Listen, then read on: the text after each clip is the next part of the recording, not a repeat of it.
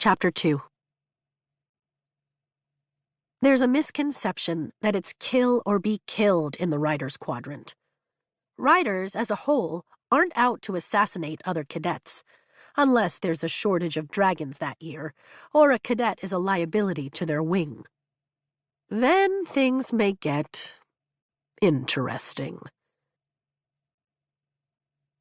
I will not die today. The words become my mantra, repeating in my head as Rhiannon gives her name to the rider, keeping tally at the opening to the parapet. The hatred in Zayden's stare burns the side of my face like a palpable flame, and even the rain pelting my skin with each gust of wind doesn't ease the heat, or the shiver of dread that jolts down my spine. Dylan is dead. He's just a name. Another soon-to-be stone in the endless graveyards that line the roads to Besgaiath. Another warning to the ambitious candidates who would rather chance their lives with the riders than choose the security of any other quadrant. I get it now, why Mira warned me not to make friends.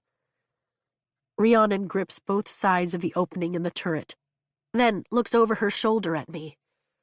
"I'll wait for you on the other side," she shouts over the storm. The fear in her eyes mirrors my own. "I'll see you on the other side," I nod, and even manage a grimace of a smile. She steps out onto the parapet and begins walking, and even though I'm sure his hands are full today, I send up a silent prayer to Zanal, the god of luck. "Name?" the rider at the edge asks as his partner holds a cloak over the scroll in a pointless attempt to keep the paper dry. "Violet Sorengale," I answer as thunder cracks above me, the sound oddly comforting. I've always loved the nights where storms beat against the fortress window, both illuminating and throwing shadows over the books I curled up with. Though this downpour might just cost me my life.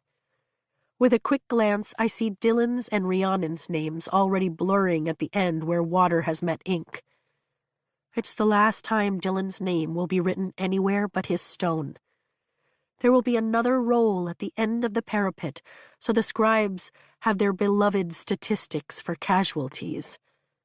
In another life, it would be me reading and recording the data for historical analysis. "Sorengale?"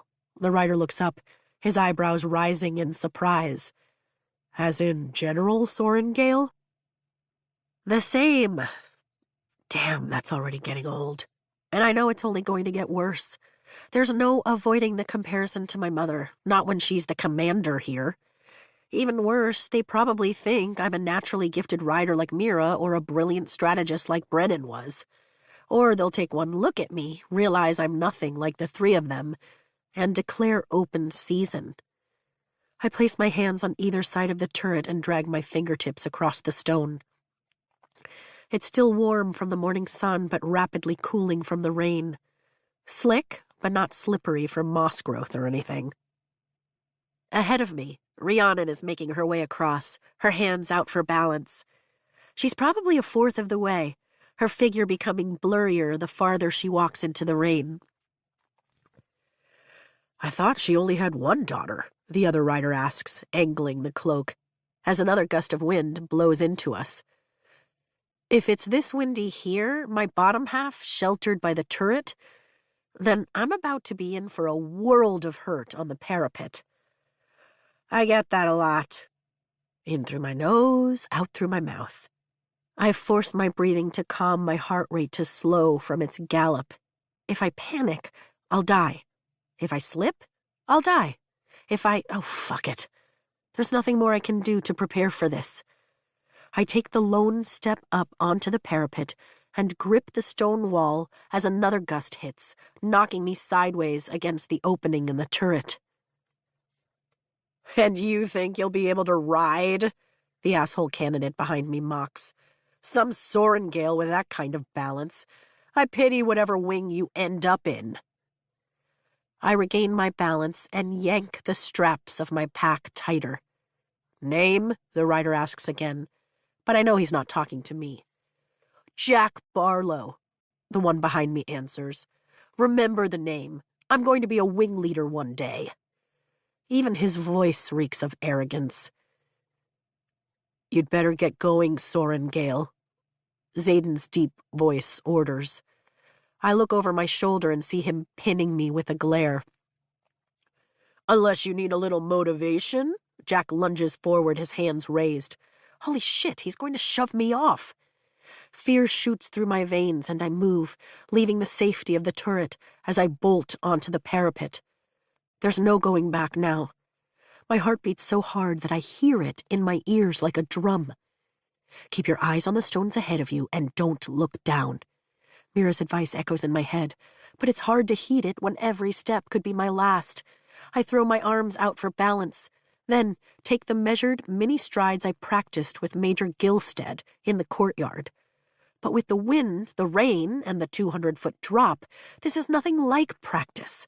The stones beneath my feet are uneven in places, held together by mortar in the joints that make it easy to trip, and I concentrate on the path ahead of me to keep my eyes off my boots. My muscles are tight as I lock my center of gravity, keeping my posture upright. My head swims as my pulse skyrockets. Calm. I have to stay calm. I can't carry a tune or even decently hum, so singing for a distraction is out. But I am a scholar. There's nowhere as calming as the archives, so that's what I think of. Facts, logic, history. Your mind already knows the answer, so just calm down and let it remember. That's what Dad always told me. I need something to keep the logical side of my brain from turning around and walking straight back to the turret. The continent is home to 2 kingdoms, and we've been at war for 400 years. I recite, using the basic simple data that has been drilled into me for easy recall and preparation for the scribe's test. Step after step, I make my way across the parapet. Navarre, my home, is the larger kingdom, with 6 unique provinces. Tirandor, our southernmost and largest province, shares its border with the province of Krovla, within the Poromil kingdom. Each word calms my breathing and steadies my heart rate, lessening the dizziness. To our east lie the remaining 2 Poromil provinces of Breivik and Signisen, with the Espen Mountains providing a natural border. I pass the painted line that marks halfway. I'm over the highest point now, but I can't think about that. Don't look down. Beyond Krovla, beyond our enemy, lie the distant barrens, a desert, thunder cracks. The wind slams into me, and I flail my arms. Shit! My body sways left with the gale, and I drop to the parapet, holding onto the edges and crouching so I don't lose my footing, making myself as small as possible as the wind howls over and around me. Stomach churning, I feel my lungs threaten to hyperventilate as panic seizes me at knife point. Within Navarre, Tirandor was the last of the bordering provinces to join the alliance and swear fealty to King Reginald. I shout into the howling wind, forcing my mind to keep moving against the very real threat of paralyzing anxiety. It was also the only province to attempt succession 627 years later, which would have eventually left our kingdom defenseless had they been successful. Rhiannon is still ahead of me, at what I think is the 3/4 point. Good. She deserves to make it. The kingdom of Poromil mainly consists of arable plains and marshlands and is known for exceptional textiles, endless fields of grain, and unique crystalline gems capable of amplifying minor magics. I spare only a quick glance at the dark clouds above me before inching forward, one foot carefully placed in front of the other. In contrast, Navarre's mountainous regions offer an abundance in ore, hardy timber from our eastern provinces, and limitless deer and elk. My next step knocks a couple of pieces of mortar loose, and I pause as my arms wobble until I regain my balance. I swallow and test my weight before moving forward again. The trade agreement of Ressen, signed more than 200 years ago, ensures the exchange of meat and lumber from Navarre for the cloth and agriculture within Poromil 4 times a year. at the Athbean outpost on the border of Krovla and Tirandor. I can see the rider's quadrant from here. The enormous stone footings of the citadel rise up the mountain to the base of the structure, where I know this path ends if I can just get there. Scraping the rain from my face with the leather on my shoulder, I glance back to see where Jack is.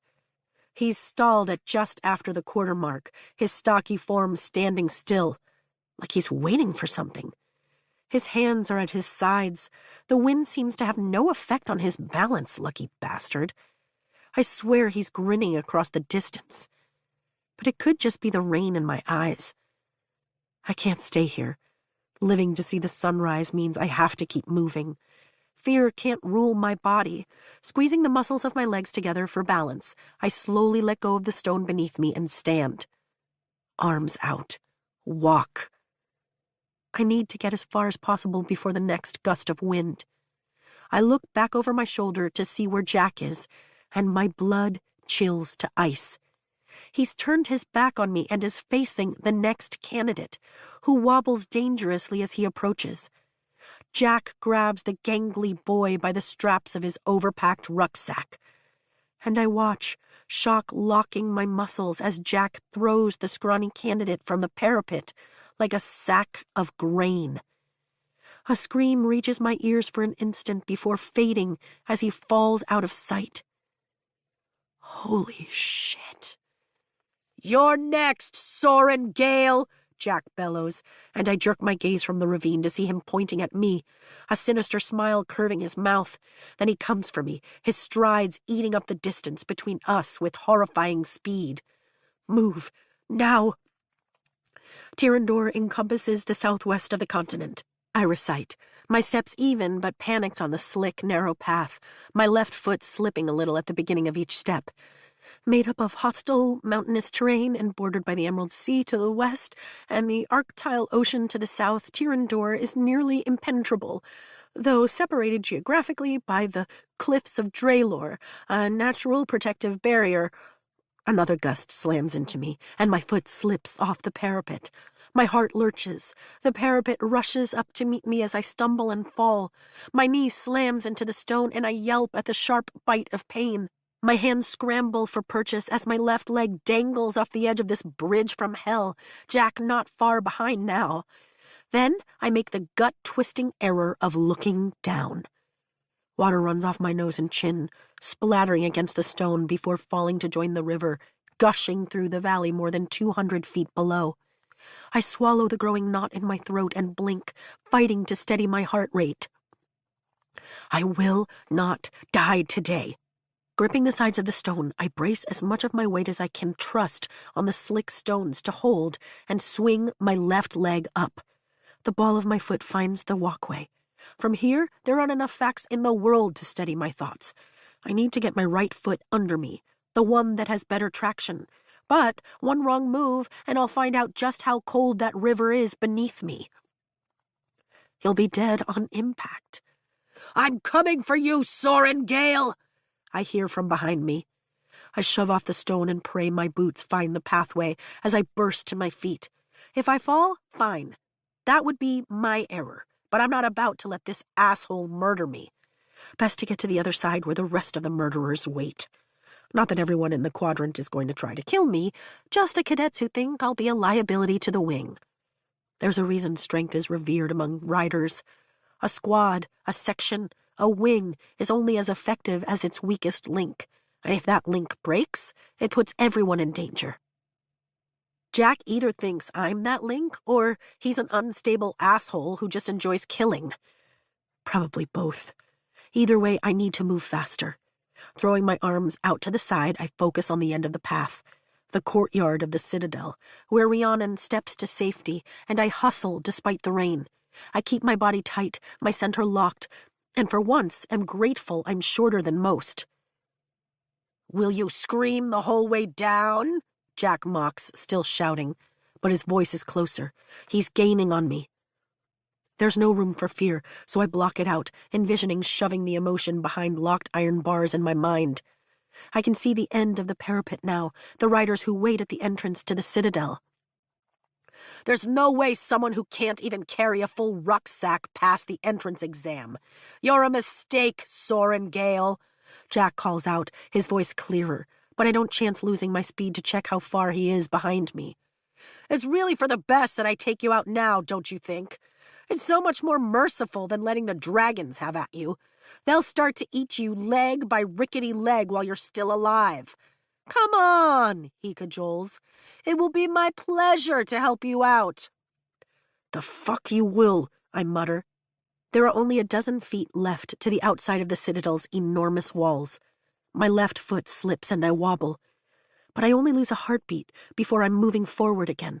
The fortress looms behind those thick battlements, carved into the mountain in an L-shaped formation of tall stone buildings, built to withstand fire for obvious reasons.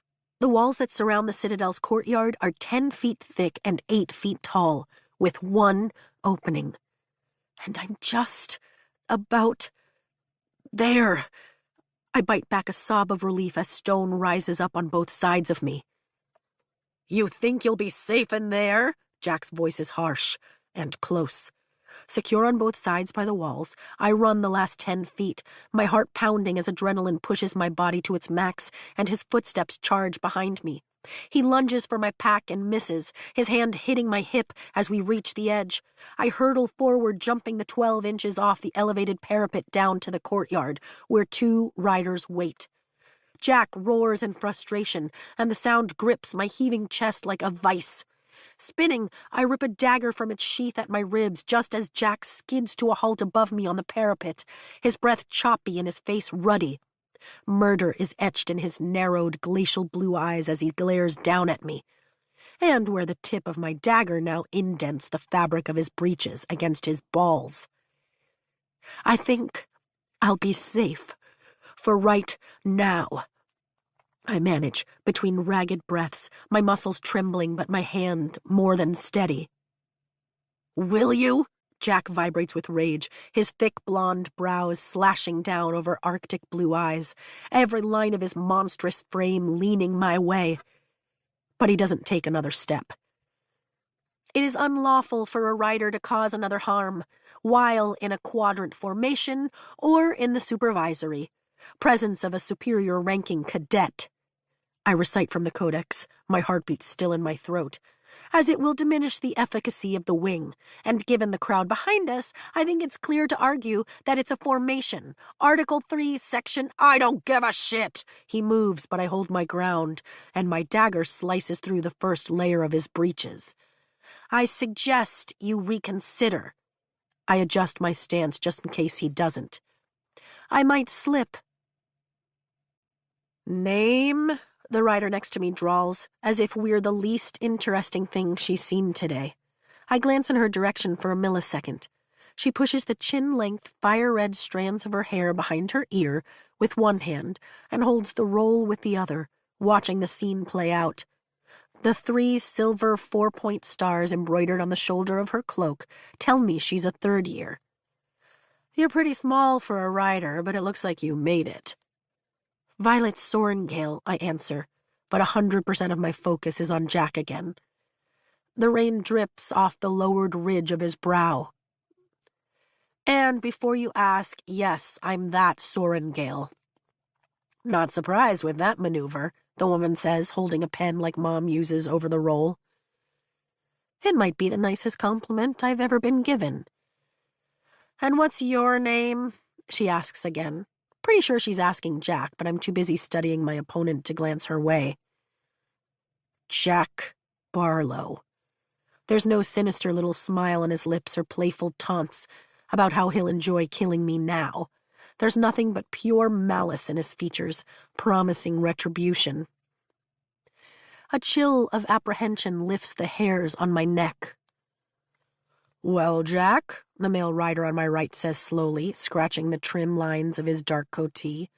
He's not wearing a cloak, and the rain soaks into the bevy of patches stitched into a worn leather jacket. Cadet Sorengale has you by the actual balls here in more ways than one.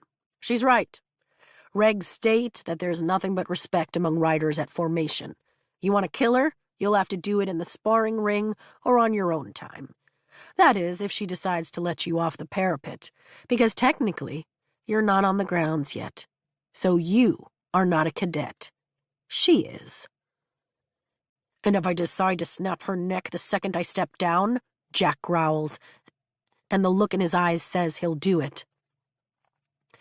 Then you get to meet the dragons early, the redhead answers, her tone bland. We don't wait for trials around here, we just execute.